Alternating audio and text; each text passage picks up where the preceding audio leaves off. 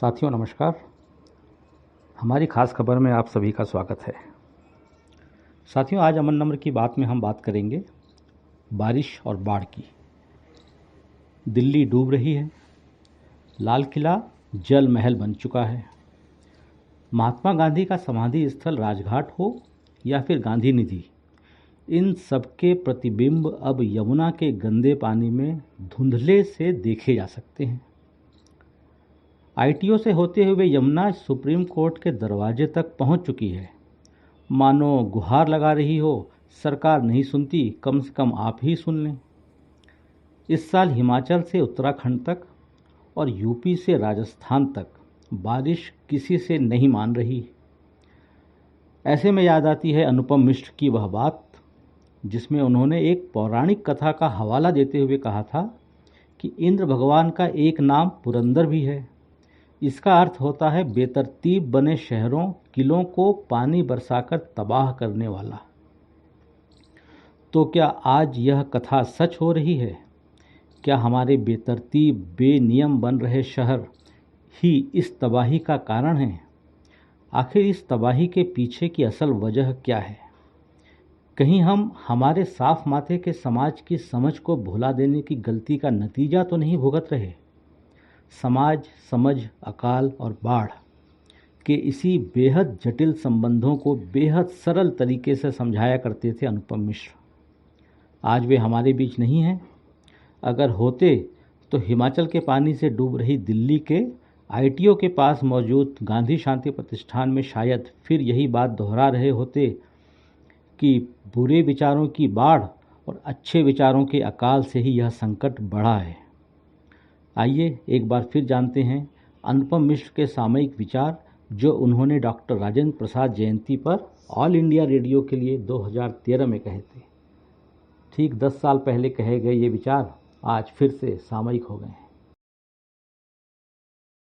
कि बाढ़ और साथ ही अकाल अकेले नहीं आते। इनसे पहले समाज में ऐसा बहुत कुछ हो जाता है जो नहीं होना चाहिए था। यह सब कभी धीरे धीरे होता है तो कभी बड़ी तेजी से हो जाता है। गति जो भी हो, समाज के नीति निर्धारकों, संचालकों और नेतृत्व का ध्यान इन बातों की तरफ जा नहीं पाता और फिर बाढ़ या अकाल सामने खड़ा हो जाता है। बुरे कामों की बाढ़ आ जाती है। बिना पानी का स्वभाव समझे विकास के नाम पर कई तरह के काम होने लगते हैं।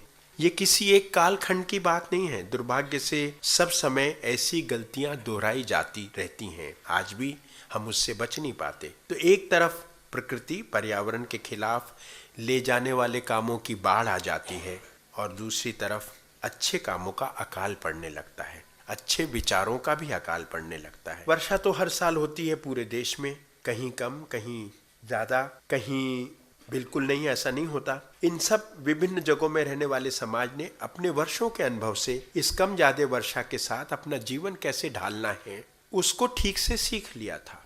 एक तरफ तो है जैसलमेर, जहां वर्षा का आंकड़ा इंचों में बात करें तो वर्ष भर में 6 इंच से ऊपर नहीं जाता। 6 इंच यानी नए आंकड़ों में 16 सेंटीमीटर। तो दूसरी तरफ हमने देखा अभी कि छपरा में मात्र एक दिन में 36 इंच वर्षा हो गई थी। फिर उत्तर पूर्व में हमारे एक प्रदेश का नाम तो मेघों का घर ही रखा गया है, मेघालय। इन सभी जगहों के समाजों ने पीढ़ियों के अनुभव से अपने आसपास के मौसम, धरती, हवा, पेड़ पौधे, वहां के पशुओं के साथ बड़े आत्मीय संबंध बना लिए थे। आज हम देखते हैं चारों तरफ हर राज्य में जल नीतियां बनाई जाने लगी हैं। पहले ऐसा नहीं होता था। समाज अपना एक जल दर्शन बना लेता था और उससे कागज पर न छापकर लोगों के मन में उकेर देता था। समाज के सदस्य उसे अपने जीवन की फिर रीत बना लेते थे। वो कानून नहीं होता था। समाज के सदस्य इस रीत पर चलते थे और इसको आसानी से टूटने नहीं देते थे। जल नीतियां आती जाती सरकारों के साथ बनती बिगड़ती रह सकती हैं, पर समाज का जल दर्शन नहीं बदलता, क्योंकि वो तो उस इलाके के हवा पानी को देखकर बनाया जाता है। इसी रीत से उस क्षेत्र विशेष की फसलें किसान समाज तय कर लेता था। समाज के ये सब अनुभव सिंचाई के साधन जुटाने के काम भी आते थे। किस इलाके में कितना पानी है, कैसी जमीन है, धान बोना है, गेहूं बोना है, मोठ बोना है, ऐसी फसलें लगाना है जो पानी की मांग कम करती हैं, कि ऐसी फसलें लगाना है जिनको ज़्यादा पानी चाहिए तो हमें ज़्यादा पानी मिलेगा कि नहीं। ये सारे निर्णय समाज अपने जल दर्शन के आधार पर लेता था। जब अंग्रेज हमारे यहाँ आए थे तो हमारे देश में कोई सिंचाई विभाग नहीं था, कोई इंजीनियर नहीं था, इंजीनियरिंग की पढ़ाई तक नहीं थी, वैसी शिक्षा देने वाला कोई विद्यालय महाविद्यालय नहीं था। सिंचाई की शिक्षा नहीं थी लेकिन सिंचाई का शिक्षण था, और सिंचाई का जो शिक्षण है उसे समाज अपने मन में संजो कर रखता था और उस शिक्षण को अपनी जमीन पर उतारता था। जब अंग्रेज यहाँ आए हैं, एक बार फिर दोहरा लें, तब हमारे यहाँ एक भी सिविल इंजीनियर नहीं था, ये शब्द ही नहीं था। पर सचमुच कश्मीर से कन्याकुमारी तक, पश्चिम से पूरब तक कोई 25 लाख छोटे बड़े तालाब थे। इनमें से ज्यादा संख्या में जमीन का स्वभाव देखकर अनगिनत कुएं भी बनाए गए थे। वर्षा का पानी तालाबों में कैसे जाएगा, किस तरह के क्षेत्र से जाएगा, कहाँ कहाँ से बहता जाएगा, उस जगह को क्या कहेंगे, ऐसे आगोर वगैरह की जानकारी अनुभवी आंखों से नाप ली जाती थी। फिर यह पानी साल भर कैसे पीने का पानी जुटाएगा समाज के लिए, किस तरह से फसलों को प्राण देगा, इस सब की बारीक योजना कहीं सैकड़ों मील दूर बैठकर लोग नहीं बनाते थे। वहीं बसे लोग उस क्षेत्र में अपना बसना सार्थक करके इन योजनाओं पे काम करते थे। ये परंपरा आज भी पूरी तरह से टूटी नहीं है। हाँ, उसकी प्रतिष्ठा जरूर गिर गई है हमारे नए पढ़े लिखे समाज के मन में। आज आपको यह जानकर आश्चर्य होगा कि हमारे देश की तकनीकी शिक्षा, सिविल इंजीनियरिंग की सारी आधुनिक शिक्षा की नींव में ये अनपढ़ माने गए लोग ही हैं। बहुत कम लोगों को आज ये जानकारी होगी कि हमारे देश में पहला इंजीनियरिंग कॉलेज कहाँ बना और कब खुला। देश का पहला इंजीनियरिंग कॉलेज खुला था हरिद्वार के पास रुड़की नाम के एक छोटे से गांव में। बड़ा शहर नहीं था कोई, दिल्ली, बंबई, कलकत्ता इन सब से अंग्रेज परिचित थे, लेकिन इंजीनियरिंग कॉलेज एक छोटे से गांव में खोला गया। और सन था आश्चर्यजनक 1847, गदर से 10 बरस पहले। तब ईस्ट इंडिया कंपनी का राज था, ब्रितानी सरकार भी नहीं आई थी तब तक। कंपनी का घोषित लक्ष्य देश में व्यापार था, प्रशासन या लोक कल्याण नहीं। व्यापार तो एक शिव शब्द है, कंपनी तो लूटने के लिए बनी थी। तो इस कॉलेज की नींव में हमारा अनपढ़ बता दिया गया समाज मजबूती से सिर उठाए खड़ा है।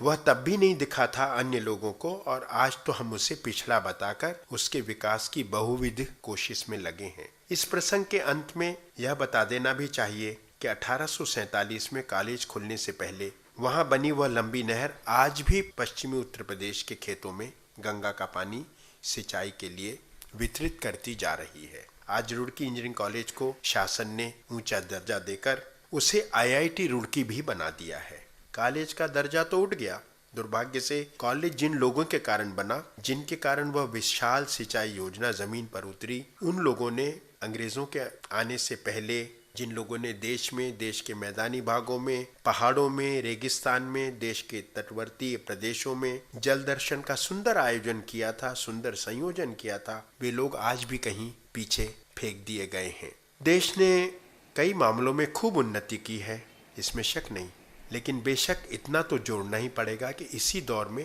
देश में सबसे सस्ती कार बिकने आई, और शायद इसी दौर में सबसे महंगी दाल भी बिकी अरहर की, और इसी दौर में देश के आधे भाग में भयंकर अकाल भी पड़ा है। पानी तो गिरता ही है, कभी कम कभी ज्यादा।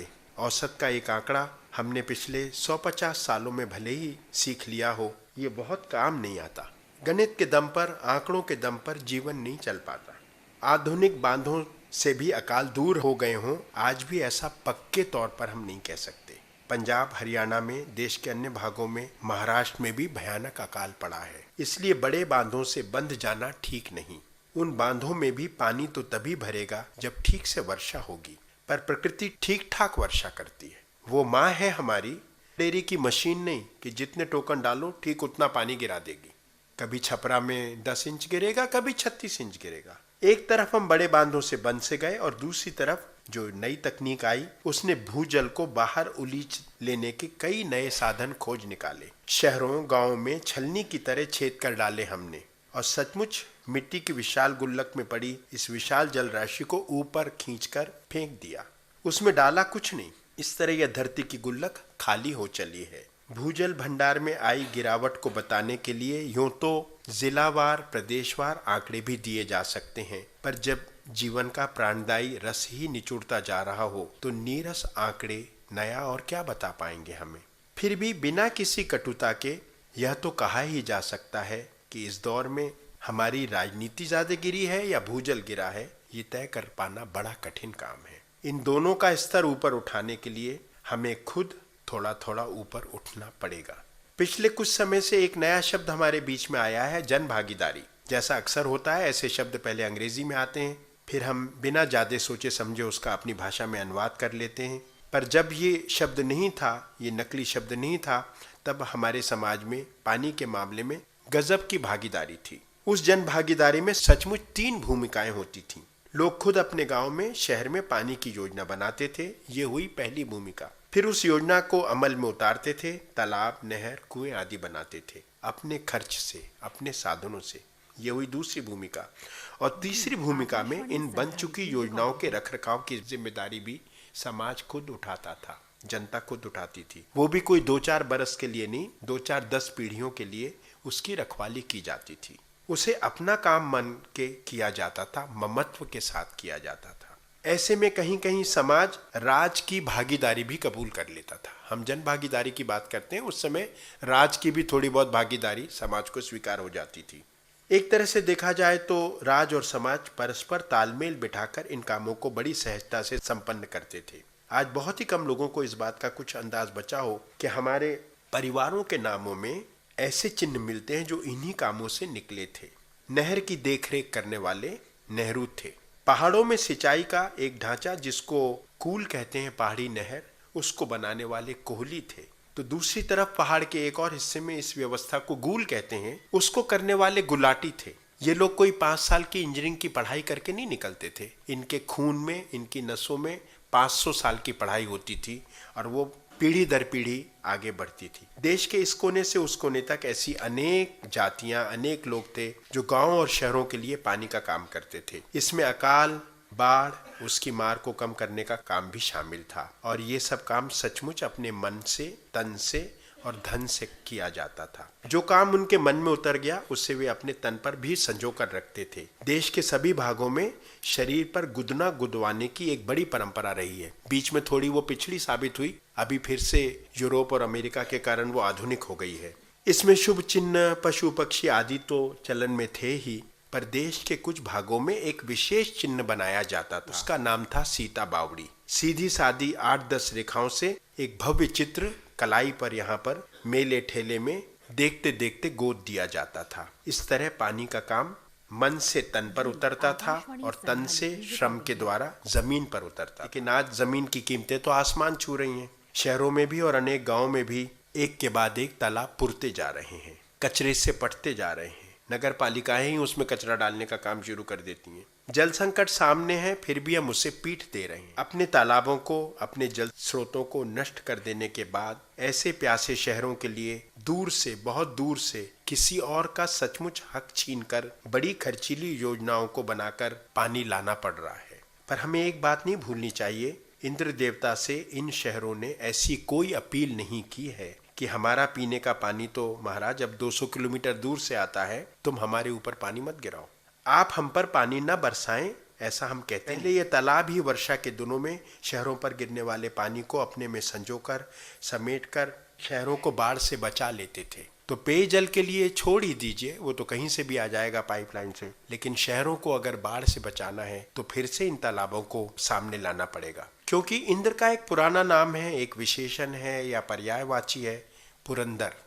पुरंदर यानी पुर यानी किलों को, शहरों को तोड़ने वाला देवता। ये नाम जब रखा गया होगा तो इसका ये अर्थ है कि इंद्र के समय भी खराब शहर बसते थे, शहरी नियोजन अच्छा नहीं होता था, उसमें कमियां आ जाती थीं। ऐसे अव्यवस्थित शहरों को इंद्र अपने वर्षा के प्रहार से तोड़ देता था, बहा देता था। द्वारका तो याद किया ही जा सकता है, बहुत पहले का किस्सा है। दिल्ली, बम्बई, चेन्नई, बेंगलुरु, जयपुर, हैदराबाद जैसे नए पुराने, अब थोड़े महंगे हो चले, आधुनिक हो चले, सभी शहरों में बारी बारी से पिछले दिनों ऐसी बाढ़ आई है जैसी बाढ़ उन जगहों में पहले कभी देखने नहीं मिलती थी। दीवारें खड़ी करने से समुद्र पीछे हट जाएगा, तटबंध बना देने से बाढ़ रुक जाएगी, बाहर से अनाज मंगवाकर बांट देने से अकाल दूर हो जाएगा। बुरे विचारों की ऐसी बाढ़, अच्छे विचारों के ऐसे ही अकाल से हमारा ये जल संकट बढ़ा है।